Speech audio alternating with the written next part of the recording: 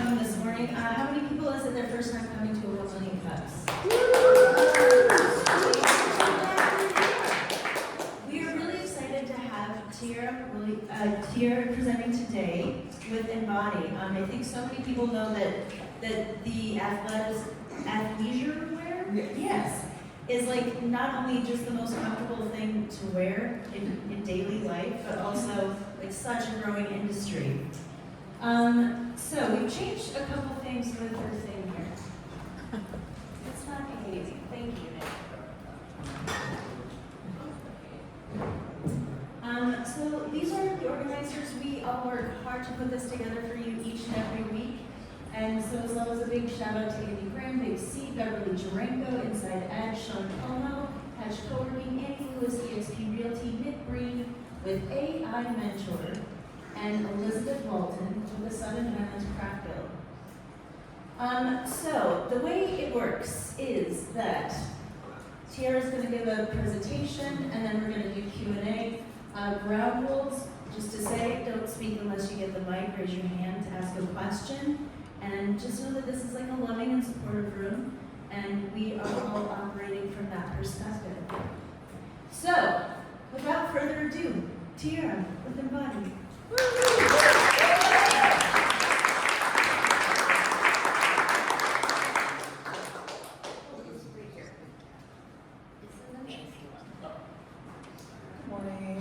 I hate microphones, by the way, so I'm just gonna throw that out there.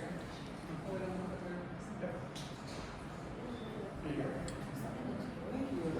Perfect. How's everybody doing today? Thank you so much for being here. So I was actually here probably about a month ago, and they were doing their Q1 check-ins, where everybody got to share their updates and some of their biggest wins and accomplishments for the first quarter. And I just remember saying that I wanted to be up here presenting on the stage, and so a month later, it's really cool that it's come full circle. So super excited to be here. Oh yeah. Okay, perfect. So yeah, I just want to thank you all for being here, and I'm super excited to talk to you about Embodie, which is an activewear athleisure line that's really focused on enduring, timeless, and understated style. And so before I get too into the weeds, I will introduce myself a little bit more. So again, I'm Tiarra, the founder and creative director behind Embodie. And my full-time job is actually with Mountain Works, so it's really interesting because, and shout out to my co-workers in the house in the front row. It's really interesting because for years I've been a part of Mountain Works community as a client on the other end, so being able to take advantage of their classes and their cohorts and all of the resources that they have. And so when the opportunity presented itself for me to really be on the other side of things, it just felt so much in alignment to be able to work with like-minded entrepreneurs and to be able to help them start and grow their business. In addition to being at Mountain Works, I'm also a mom, so I have 2 kids. I have a 10-year-old son and a 6-year-old daughter who's almost at 16 because she acts like she's 16. So if you have a daughter and a second born, you definitely know you get an inch of Scorpio on that, so really know. I love my babies. They're really a huge part of why I'll be here. And I won't go off on too much of a tangent, but I really want to share this story. When I first started my brand, my daughter took such a liking to it. She's such a creative, so she doesn't really play with she doesn't play with Barbies, she doesn't play with those type of toys. She only wants to play with things that challenge her mind. So puzzles, putting together things. She loves to draw, she's a creative, and so one day I asked her what she was drawing. She's like, oh, I'm working on my brand. I'm working on my brand. And there would be hours on hours during the day where I would have to just kind of zone in and focus, and I'm like, I'm sorry, Mommy just needs a couple more hours, and she would get lost for hours beside me, just drawing and just creating designs. And so we have this vision one day in the future to do something like real Embodie. So I just thought that was really cool, and all of that to say, this is for them, to be inspiring them, to allow them to see that we can really do anything we want to do as long as we put that work in. And so I just wanted to share that. Lastly, the other title that I wear, very proud, is a gym girl. So I always tell people, if I don't do anything else during the day, I'm gonna get a workout in. I don't care if I'm into the gym, I'm gonna get a workout in. And so really, not only am I a gym girl through and through, but I live in activewear, I live in athleisure. And so I really wanted to create a product that not only was appealing to the eye, was comfortable, but most importantly functional. Because I know there are so many people in here that can relate to maybe even going as far as trying on a set, an activewear set or a yoga set. And at first it's like, oh my God, this is great. You even do the squat test. And then you get through your day and you start running errands and you get to the gym and you're having to adjust straps and pull your shorts down, and it can kind of like really ruin your workout. And so my goal is to, really hone in on creating just that functionality piece. Like I want it to be cute, but I also want you to be able to get through a workout. I want you to be able to get through a run without having to do all that extra adjusting. So that's kind of how the brand came to be.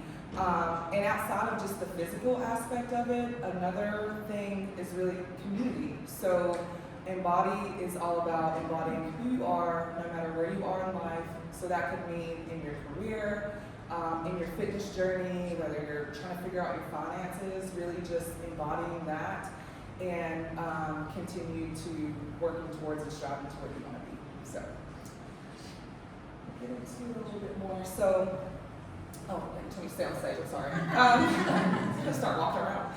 So, one thing that I've learned about your brand's vision over the years is that it should really be bigger than you. It should be bigger than your company, almost to the point where it feels like it's unobtainable, because I think that that's gonna keep you on your toes.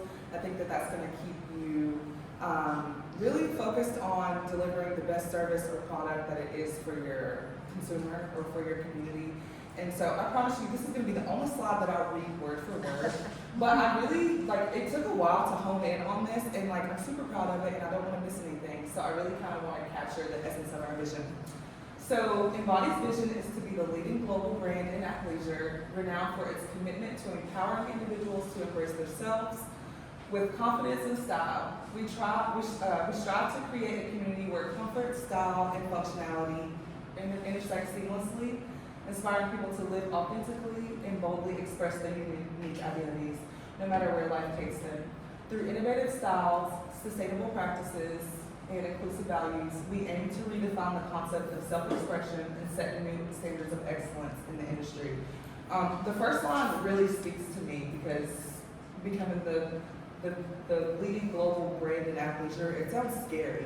There's a part of me that's like, you can't do that. That's kind of wild. And then there's also a part of me that's like, why not? You can. And so I just keep this in the forefront, and that's what's going to keep me going. That's what's going to keep me, working hard and trying to achieve that goal. So why Embodie? What sets us apart? What's our unique selling proposition? You'll hear me refer back to quality and functionality a lot, because those are two key pillars that really drive the brand. So enduring quality. If you go over to our Facebook page and look at our reviews, and I really take pride in this, every single review that we have hints on the excellence and the quality and how it gives that second skin feel. And just reading through that, I'm just like, wow, I can't believe I did this. And so having that so early on just really is going to allow me to make sure that that is what the standard is from here on out. So quality is huge. Timeless style and seamless integration. You'll notice as we go through our slides, a lot of our colors are very neutral, natural, because the goal is to create those core pieces that really flow with you from season to season, that transition effortlessly and really just kind of fit into your wardrobe as a staple. So that's super important for us, because we want you to be able to wear it day and night, but also year round. We don't want it to seem like, well, let me put this up into my box for summer. No, it's year round pieces. Now you will notice we'll probably do pops of color for every single drop. So for our last drop, we did do some pink. But outside of that, very neutral, very flowing. Empowerment through authenticity and community convening. So as I mentioned before, outside of the physical product, there is that community aspect where we really want individuals to just own who they are and show up as that every single day. One thing about me, and this is, I'm not going to get emotional, but I'm a crybaby, my family knows that, sorry. But before I started this brand, and even now, I have this conversation with my friend Emily all the time. Of course, whenever you start a brand, you kind of have to be like the face of the brand. So like putting your name out there, putting your face out there, all those things. And I personally always, I don't know why I'm getting so emotional. I'm sorry. Hold on for a second. I've always struggled with insecurities, like with my skin and things of that nature. So if you notice, whenever I post videos on my page a lot, I will like try to show off the clothing without showing my face. And so it's interesting because it's like this brand is about embodying who you are, right? And so I think the beauty in that is that I'm not perfect either. And though this is something that I'm super passionate about, I also challenge my embodied community to keep me accountable into showing up for myself every day. And so I think that's like, the product is great and like the community behind it like has so much meaning. So, I'm sorry, that was.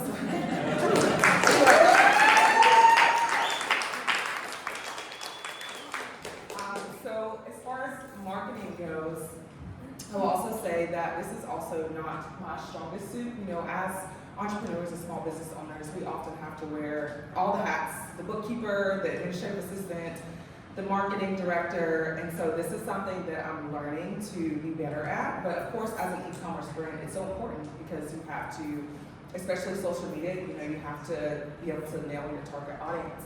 And so, with that, all that being said, like we're currently still working on, now that let me just take a step back. We just recently launched in January.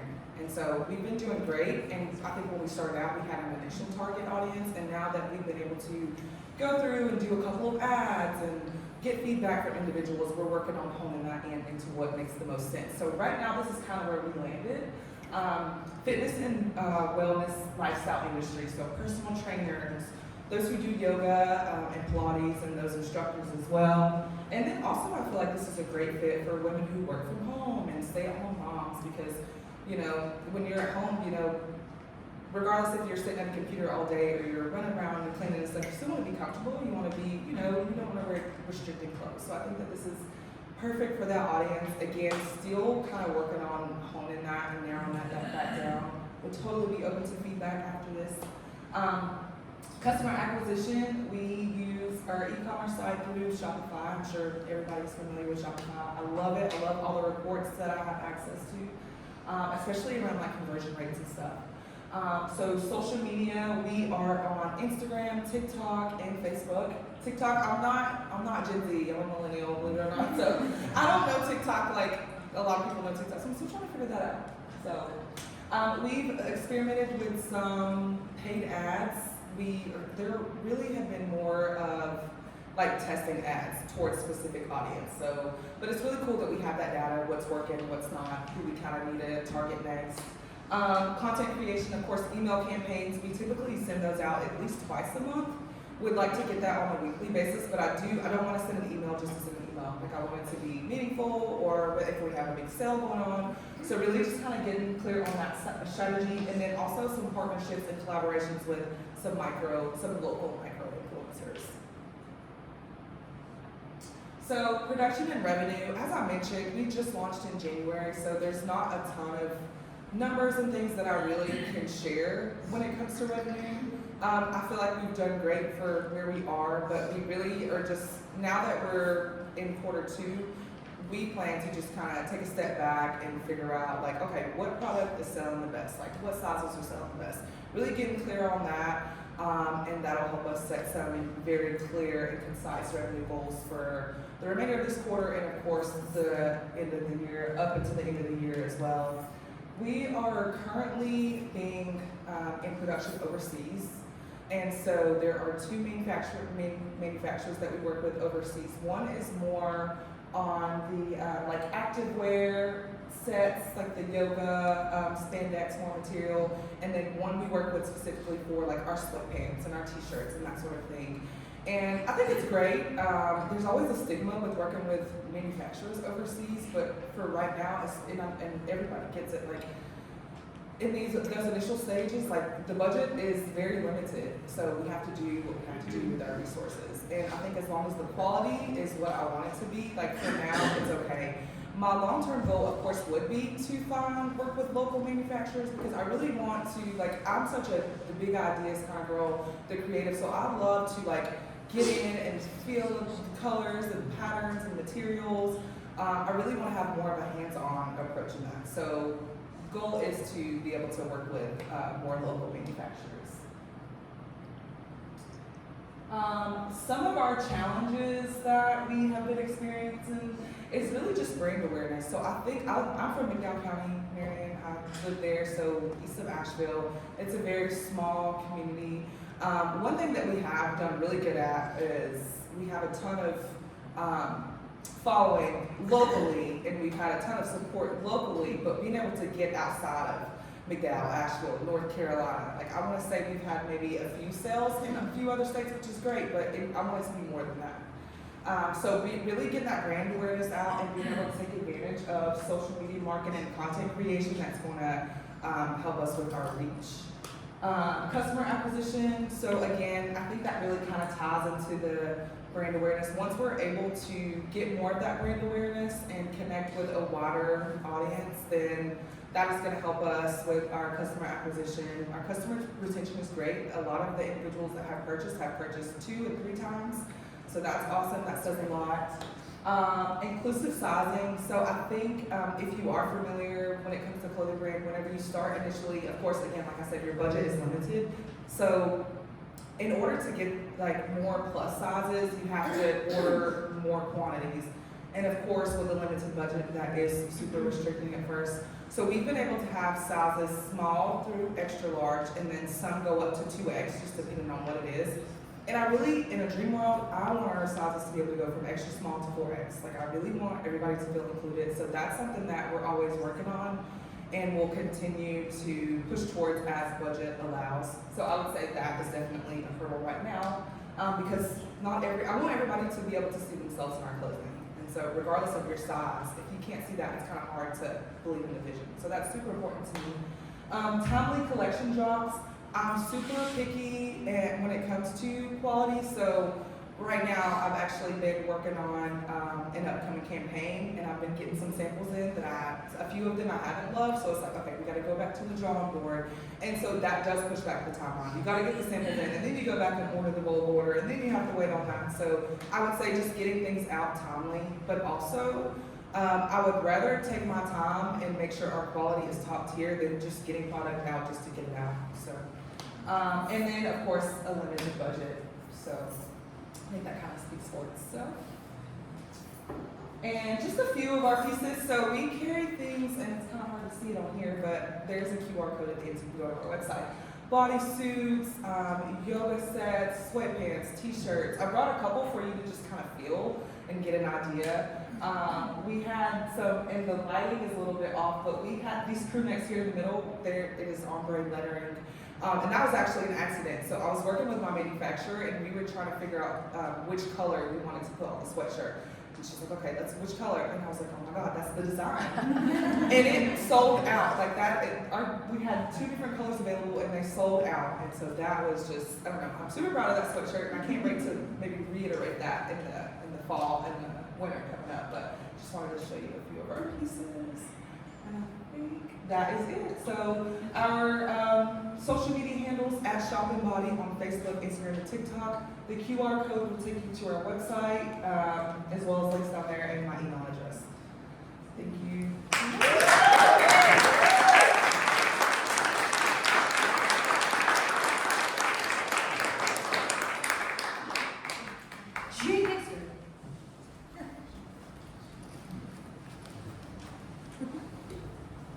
Thank you for sharing your story and great presentation. I'm really curious about how you're looking at distribution going forward. Are you looking at retail? Not necessarily, but at this time. But at the same time, I don't know if you all are familiar with Fair. They do wholesale. So I have a mentor that I work with. She's actually the owner of Barefoot Baby. Not sure if you've heard of her brands, but she was explaining to me about how that process worked and how there's not a ton of people in our space that are in those wholesale markets.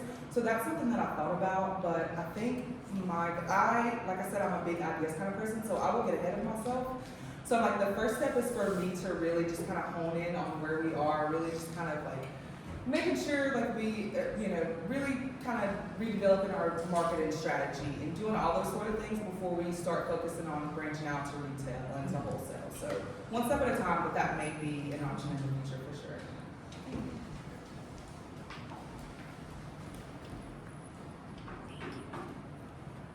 Great job, really wonderful. Thank you. I'll introduce you after this to a woman named Sally Hendricks, who's from Asheville. Okay. Who, big in fashion, went off, started a PR company, has crushed it. And I think she'll be really inspired to see someone coming from this area. So you guys definitely should connect. And she comes back here every once in a while. She's in New York, she's great. What kind of quantities do you do on your shipments? And as you think about marketing, let's see, find the right influencer connection, you get a pop. We know what kind of inventory are you carrying that you can sell through, and I think it's really a kind of a calculated thing of making sure this world you live in, when that marketing works, it can really work. And then, and I see it all the time, like, oh, I don't have the inventory, and it's 2.5 months to get it from overseas. So just curious what your plan is in terms of quantities and when you think you'd be ready to kind of chase after some of that influencer marketing and try to get a big pop. Yeah, that's a great question. So this is actually, back in 2019, I started an online clothing brand, and this is going somewhere, I promise. And it was really during a time where I've always been interested in fashion in some way, but at that time it didn't really make sense. And so what I did was I went from idea to website to product, and I was like, there's no strategy, I have all this inventory just sitting. I'm gonna put this down for now, and I'm gonna get back into it when it makes sense. Fast forward to today, here I am. All of that to say, I decided, and I think it makes sense to start small and let the momentum carry me as far as the quantities that I carry. So at this point, I would say, depending on, and I've been able to do some research now, because not everybody, like I thought, would be, like our mediums don't sell out fast. Like our smalls do, our larges, our extra larges, our 2Xs don't. So now it really kind of depends on like what's selling on a constant basis is kind of like the quantity that I'm focused on. I may have more sizes in one than I do the other. And I guess just to kind of tie that back together, since I just launched in January, I don't aspire to have a ton of inventory right now because I'd rather sell out than to just be sitting on it. And then feel like I have to mark it down whenever I know it's well worth a certain price, if that makes any sense. So I think all that to say, like I am just going slow and letting the momentum carry me. What's your turnaround time on manufacturing? Surprisingly, I've been working with them now since we started this process of samples maybe last June or July. And so now we have good communication. We kind of understand each other a little bit better. I would say if I'm getting a sample, that might take them a week or so. And surprisingly, it ships fast. So it's like if they send it out, whenever they tell me that it's been sent out, then it's about a week before it gets to me. Then the bulk orders, because they already have my logo, because we already, we have the designs and things, I would say 2 weeks for them to work on it, and then another week for it to get here. So like 3 weeks. Surprisingly, it's been moving pretty fast, and then reordering is easy because they already have the design, and so they're just kind of duplicating that product. So it's been a very iterative process, and it wasn't as seamless as it is now when we first started. So there was some clumps in the road, but I think just working with them and the relationship we built has helped. So it is a faster turnaround time, even though it's overseas than I thought it would be. That's great. Thank you. We'll do well over here. Hey, Hi. excellent. I'm so excited to hear this. You talk about community, and I'm wondering if you have thought about like physical community events, like festivals, things like that. I know breaking into day breakers or something like that is going to be really hard, but what if you created your own community? Everybody wants to come to Asheville for something. What if you created festivals or something that could begin to actually bring your people together, tell a bigger story, provide a lot of social proof, and then sort of build a brand that way? Yeah, absolutely. So I have thought about doing Not so much a festival, which is a great idea, but maybe like retreats, like half-day retreats or a full-day retreat where we have like yoga instructors come and everybody gets, you know, an embodie outfit. So we start the day with yoga and then meditation and just really focus on like wellness and lifestyle and journaling and things of that nature. So it's a thought of mine, but again, I am, and my boss can tell you, Jeremiah, I will get ahead of myself real quick. And so I think that for right now, I do just want to focus on building the brand and then being able to do those fun things that I like. Even for now, I think something as small as putting together like a Facebook community or Instagram community where we can all check in and hold each other accountable is a good starting point as well. So I love that idea. Of those 3 social media channels, which one are you focused on from a marketing perspective? Like, if you had to pick one, which one are you really going to? Instagram. Why is that? I think me personally, I've always been, and it's not about me, so, but me personally, I've always been drawn to Instagram. I think it's so inspiring. I think there's a lot there. I won't say it's so much easier to navigate, but I think that is a central audience. People from TikTok are on Instagram. People from Facebook are on Instagram. It's not so much people from TikTok are on Facebook. And so I think it's a very central location to catch everybody. And I think that if I can like master that and hone in on that, then I can really that will flow into TikTok. And Facebook for me is more of just like family and check-in and stuff. Like we utilize it, we post on all 3 platforms, but I think Instagram, for whatever reason, is more of our focus at this point. I don't have a specific like data reason for that. That's a great question. I didn't even actually realize that that's where my focus was until you asked that. So, yeah, Instagram.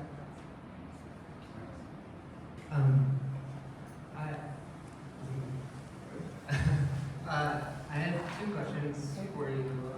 One of them is if you're branching into any like non-binary clothing, are you targeting for people for fitness wear? Yeah, so that's a great question. I haven't initially, and that's why if you go to our website or any of our social media channels, it doesn't necessarily say for women.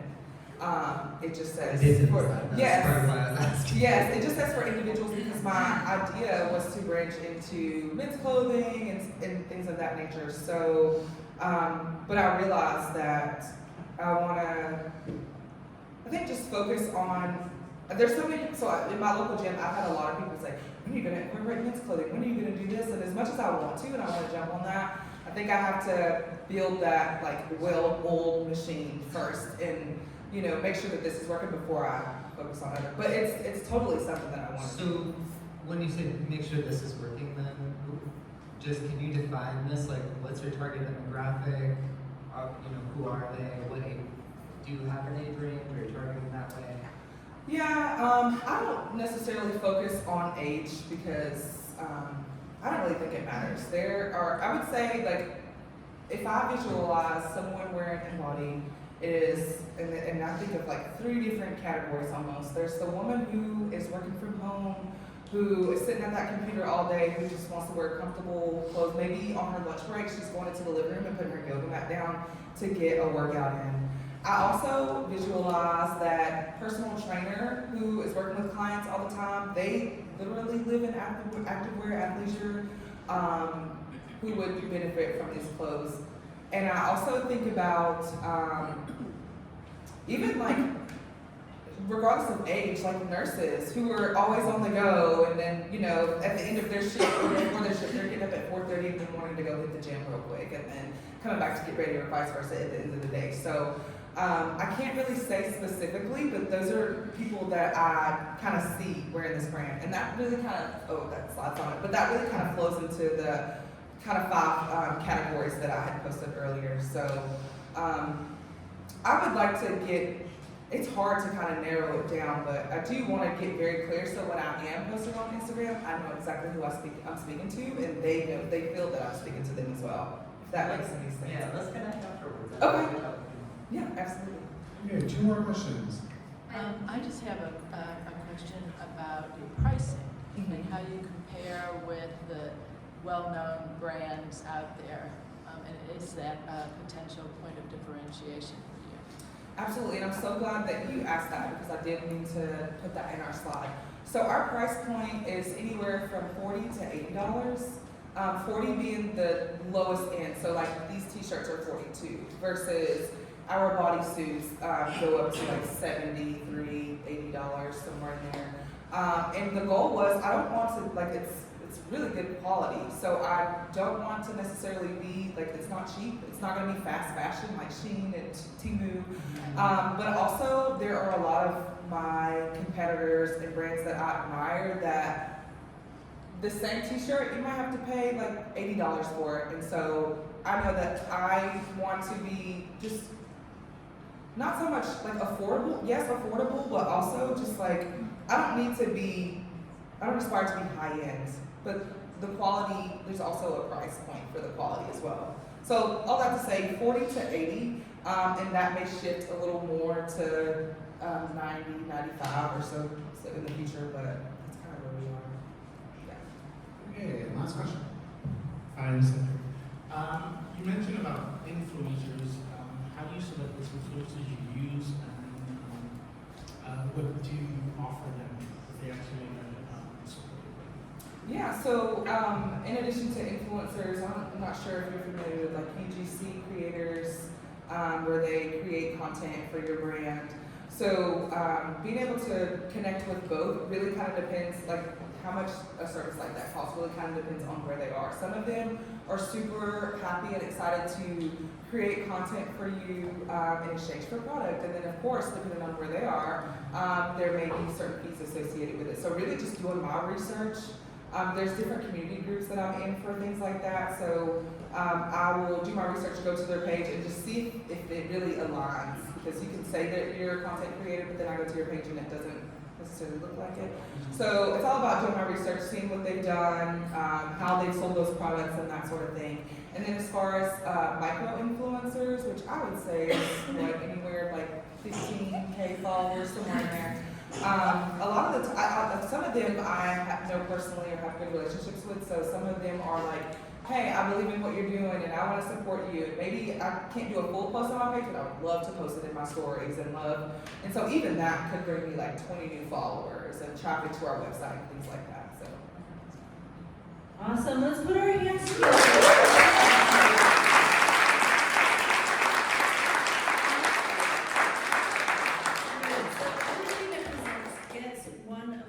So if you see people walking around with these mugs, their presentation is probably on YouTube, which will be up next week. Thank you. thank you.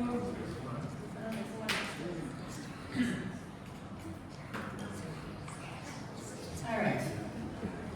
So now is the perfect time for you to take out your phone and QR code this in. It's a quick little survey. This is funding that helps propel all of the programs for the Hatch Foundation and through Mountain BizWorks and grants. We got to give the government the data. They need it. So take a moment to do that really quickly. Everybody got it? It won't take any of your personal information. It's just overall data collection. So, big thanks to our sponsors, Charlie and Troy Ball, who generously donate the space each week, Inside Edge Consulting, SCORE, the Hatch Foundation, ERC Broadband, EXP Realty, Mountain Biz Radio, Venture Asheville, Colton Group Financial, Hatch Co-working, WNC Business, Mountain BizWorks, Big C, Dynamite Coffee and Roasting Company, Viking Mergers and Acquisitions, and Coffee Curious. Big shout out to Tony for always making our coffee. Okay, if you have a mug, return it right out here. Don't take it to co-working. Don't walk anywhere with it. Get a new cup of coffee. Make it easy on us to have them fresh and clean for you next week. They have been disappearing. I will hunt you down.